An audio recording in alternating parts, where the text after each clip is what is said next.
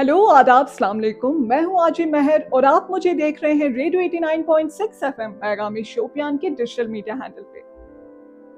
आज 18 नवंबर है और आज एक बहुत खास दिन है। आज है anti microbial resistance awareness day और आज इस मौके पे हमारे साथ जुड़े हैं डॉक्टर विकास, जो हमें इस बारे में अवेयर और जागरूक करेंगे।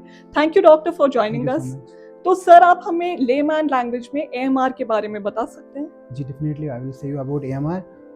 एएमआर मैं एज ए लेमैन लैंग्वेज में अगर समझाना होगा किसी को तो इसकी डेफिनेशन होती है एंटी माइक्रोबियल रेजिस्टेंस। बिल्कुल। एंटी माइक्रोबियल रेजिस्टेंस क्या होते हैं? जो हमारे माइक्रो ऑर्गेनिज्म होते हैं जो किसी भी इंसान को बीमार करते हैं, इन्फेक्शन कॉज करते हैं, उनको उनके अंदर वो इवॉल्व करना शुरू हो जाते हैं उसके खिलाफ, तो उसमें रेजिस्टेंस पैदा हो जाती है। जैसे कि अगर कोई चीज़ पहले ठीक होती थी 2 दिन में इससे एंटीबायोटिक से, अब तो या तो बिल्कुल ठीक नहीं होती है या तो उससे बड़ा टाइम इसको ठीक लगने में होता है। तो ये हमारी क्या होती है, एंटीमाइक्रोबियल रेजिस्टेंस को बोलते हैं। बिल्कुल। एएमआर को एक socio economic global health threat माना जाता है। जी तो जी जी। डॉक्टर साहब, आप हमें इसके बारे में थोड़ा बताएं। एएमआर को हमें ग्लोबल थ्रेट इसलिए माना जाता है और इसका यूनेस्को ने भी यही बोला है कि ग्लोबल थ्रेट क्यों माना जाता है इसको। एएमआर को ग्लोबल थ्रेट हमने इसको इसलिए माना जाता है क्योंकि जो इसकी एएमआर की वजह से क्या हो जाता है, हमारी जो सोसाइटी में, हमारी कम्युनिटी में क्या हो जाती है, बहुत ज़्यादा मॉर्बिडिटी और मॉर्टेलिटी हो जाती है। इसमें क्यों हो जाता है ऐसे कि जैसे कि जो हमारे माइक्रो ऑर्गेनिज्म्स है, इस जो पहले हमारे लेस इन्फेक्शन कॉज करते थे बॉडी में, अब उनकी वजह से हमारी डिफरेंट या सीरियस इन्फेक्शन हो जाती है। जैसे कि हमारे टीबी हो जाता है, निमोनिया हो जाता है या सीवियर यूटीआईज हो जाते हैं इसकी वजह से। और एक पॉइंट इसमें हम बोल सकते हैं कि जो कि हमारे हेल्थ केयर इंस्टीट्यूशंस होते हैं, बिल्कुल। उसमें हम सर्जरीज करते हैं, हमारे उसमें कैंसर पेशेंट्स हमारे होते हैं, उसमें हमारे ऑर्गन ट्रांसप्लांटेशन होते हैं, स्टेम सेल ट्रांसप्लांटेशन होती है, उसमें उनके लिए हमारे जो ये एंटीबायोटिक्स होते हैं, एंटी माइक्रोबियल्स होते हैं, बहुत ज़रूरी होता है इसमें। क्योंकि अगर वो अच्छे से नहीं काम करेंगे इसमें तो उसकी इफेक्ट या उसकी सक्सेस रेट इफेक्ट हो जाएगी, तभी ये एक थ्रेड माना जाता है। तो सर, आप हमें बता सकते हैं कि ज़्यादातर रूरल एरियाज़ में अगर हम ग्रास रूट लेवल पे देखें, लोग अक्सर जो है डॉक्टर के रिकमेंडेशन के बिना ही एंटीबायोटिक्स ले लेते हैं, ओवरडोज करते हैं या during the course of medication वो दवाई खाना छोड़ देते हैं। इस बारे में आप हमें थोड़ा अवेयर करें। ये जो हमारे रूरल एरियाज में ये बड़ी प्रॉब्लम है हमारी, क्योंकि हमारे इसमें हम ना काम करते हैं, इसमें हम जो मिसयूज करते हैं, ओवर यूज ऑफ मेडिसिन करते हैं। बिल्कुल। मिसयूज मतलब क्या होता है? मिसयूज होता है कि जहाँ पे हमें ज़रूरत भी नहीं होती है एंटीबायोटिक्स की, हम वहाँ पे लेते हैं एंटीबायोटिक्स। लाइक कुछ ऐसे डिजीज होते हैं, लाइक वायरल इन्फेक्शन होते हैं, जिनमें एंटीबायोटिक्स का कोई रोल नहीं होता है। हम वहाँ पे भी क्या करते हैं काम, हम वहाँ पे भी एंटीबायोटिक्स लेते हैं, क्योंकि वो ज़रूरत नहीं हो तो हमारी बॉडी में एक्यूमुलेट शुरू हो जाते हैं वो वाले। उसके अलावा क्या होता है इसमें काम, जो हमारे बर्डन हो जाता है, हमारा बॉडी वीक हो जाती है, बर्डन हो जाती है हमारी, इसमें फैमिली बर्डन हो जाती है। इसका और एक प्रॉब्लम है हमारी कम्युनिटी में कि जो हमारे क्या होते हैं, प्रैक्टिशनर्स होते हैं, फार्मेसी होती है, वहाँ पे वो over the counter drugs provide करते हैं। बिल्कुल, which is somehow is a criminal offense, I That is think. a criminal बिल्कुल। offense, yes. तो सर, आपने बहुत अच्छे पॉइंट्स बोले कि फार्मेसी जाते हैं लोग और डॉक्टर के रिकमेंडेशन के बिना ही मेडिसिन ले लेते हैं, जो कि बहुत आम है हमारी सोसाइटी में। लोग अक्सर अगर कोई भी बीमारी होती है तो डॉक्टर के रिकमेंडेशन के बिना ही कुछ भी कोई भी दवाई ले लेते हैं, प्राइवेट क्लिनिक्स चले जाते हैं, जो कि बहुत ही ज़्यादा हार्मफुल हो सकता है अवेयरनेस के बिना। तो सर, आप हमें बता सकते हैं कि हमारी बॉडी जो है कैसे इम्यूनिटी वीक हो जाती है एमआर से, और इसको कम्बैट करने के लिए लोगों को क्या करना चाहिए?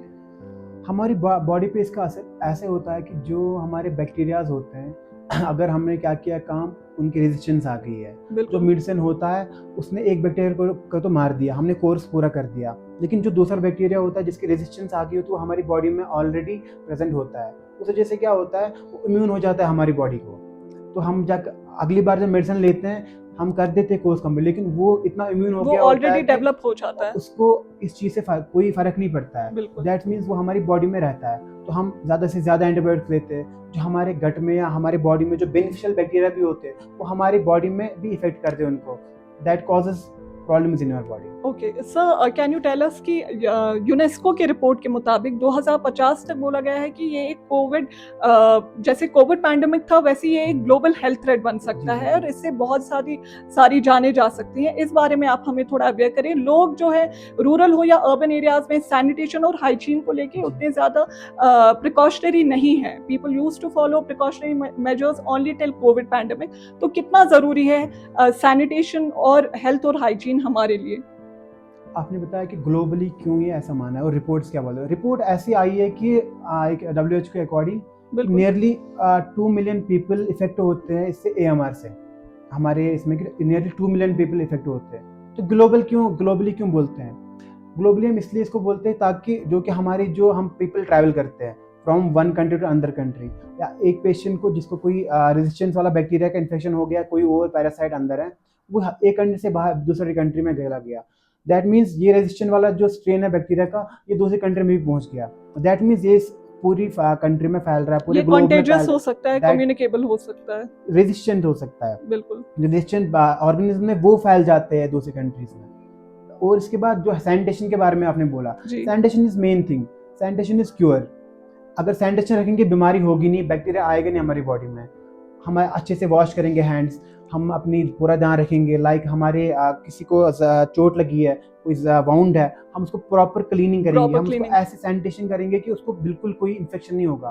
कोई सर, आप हमें ये बता सकते हैं कि अगर हम कश्मीर की बात करें, यहाँ पे ज्यादातर people are dependent on agriculture sector, जी। तो कैसे एग्रीकल्चर सेक्टर में जो फार्मर्स हमारे रूरल एरियाज में काम करते हैं, कैसे ये डिजीज जो है उन तक मतलब वो they are more vulnerable to AMR, तो इस बारे में आप हमें थोड़ा सा अवेयर करें। जैसे कि हम कश्मीर में रहते हैं, यहाँ पे जी, हमारे जी। पता है यहाँ पे एग्रीकल्चर लैंड पे हम बहुत ज़्यादा डिपेंडेंट, और बिल्कुल। हम मोस्टली टाइम बहुत बार हम एंटी माइक्रोबियल्स यूज़ करते हैं अपने बागों में भी। बिल्कुल अपने जो बचती भी मेडिसिन है वो सीधे ऐसे नदी नालों में फेंक देते हैं, कुछ भी करते हैं, लेकिन इसका एक बुरा इम्पैक्ट पड़ता है हमारे एनवायरनमेंट पर, इंसान पे भी, हमारे ह्यूमंस पे भी इसका जी। बुरा इम्पैक्ट पड़ता है। वो कैसे? क्योंकि हम जो वहाँ से जो सब्जी निकलती है, वहाँ से जो पानी, वो फिर वापस हम अपनी बॉडी में चला जाता है। उसमें जो ड्रग्स होते हैं वो हमारी बॉडी में एक्यूमुलेट होना शुरू कर देते हैं, और या तो फिर हमारे आसपास के एरियाज में एक्यूमुलेट हो जाते हैं। उसकी वजह से भी ये रेजिस्टेंस पैदा हो जाती है इन माइक्रोब्स में, मतलब ये हमारी फूड चेन को भी फूड अफेक्ट चेन्स के भी इफेक्ट करता है। बिल्कुल सर। सो अल्टीमेटली सर, आप क्या मैसेज देना चाहते हैं हमारी कम्युनिटी के लिए? मैं अपनी कम्युनिटी को यही मैसेज देना चाहता हूँ कि सेव एंटीबायोटिक्स, सेव लाइव्स।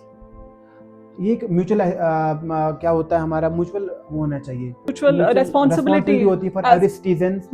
हर किसी सिटीजन को चाहिए कि वो एक एडवोकेट बने, बिल्कुल मतलब वो खुद ही वकील बने अपना, वो हर किसी को समझाए, लाइक अपने इर्द गिर्द अपने भाई बहन अपने फ्रेंड्स को बोले कि ये ऐसे एंटीबायोटिक्स क्यों खा रहे हो, जैसे फ्लू था। तो सर, आप कह रहे हैं कि it's not just a responsibility of health care professionals, लेकिन हमारी एज अ सोसाइटी हमें इस AMR के खिलाफ लड़ना चाहिए। वी शुड मेक आवरसेल्फ बिल्कुल रेजिस्टेंट। तो सर, अल्टीमेटली आप बता सकते हैं हमें कि हेल्थ केयर प्रोफेशनल्स या हमारी गवर्नमेंट हेल्थ सेक्टर किस तरीके से इस चीज को रोकने में कंट्रीब्यूट कर रही है, या ड्राइव्स होते हैं, क्या इस चीज को लेके लोग जागरूक हैं? अभी भी are people aware about it? Health care professionals को भी ध्यान रखना चाहिए इस चीज़ का, ताकि वो judicial use of anti microbials करे, वो अच्छा प्रिस्क्रिप्शन दे हर किसी को, बिना जिसको एंटीबायोटिक ज़रूरत भी नहीं हो उसको देते हैं, तो वैसी प्रैक्टिस से वो दूर रहे। बिल्कुल। जैसे जहाँ पे broad spectrum narrow spectrum antibiotics use करने चाहिए, वहाँ वो ब्रॉड स्पेक्ट्रम एंटीबायोटिक्स यूज़ करते हैं, वैसे बेड से भी दूर रहना चाहिए। और एक हमें भी और पेशेंट्स को भी ध्यान रखना चाहिए कि वो डॉक्टर को फोर्स ना करे कि मुझे एंटीबायोटिक दीजिए। कुछ पेशेंट ऐसे होते हैं, डॉक्टर एंटीबायोटिक नहीं रखते, लेकिन उसको बोलते हैं कि डॉक्टर साहब मुझे एंटीबायोटिक रखिए, क्योंकि उन्होंने ऐसा थॉट रखा होता है माइंड में कि एंटीबायोटिक से सब कुछ क्योर हो जाता है। बिल्कुल, antibiotics is a life saving medicine, जो कि नहीं है। लाइफ सेविंग मेडिसिन है, लेकिन हम उसको ऐसे यूज कर रहे हैं कि वो आगे जाके हमारी लाइफ को मतलब बचा नहीं सकते, क्योंकि हम उनको एग्जॉस्ट कर रहे हैं, हमें जुडिशियली इसे यूज करना चाहिए। Thank you so much sir for sparing your time with us and giving us your insights. So this was today's episode of AMR। आप में से जितने भी ये एपिसोड देख रहे हैं, आप भी अपने आसपास लोगों तक AMR के बारे में लोगों को जागरूक करें और अवेयर करें, and let's make a healthy society. Thank you for watching radio 89.6 FM पैगाम शोपियान, हमारे दिलों की धड़कन।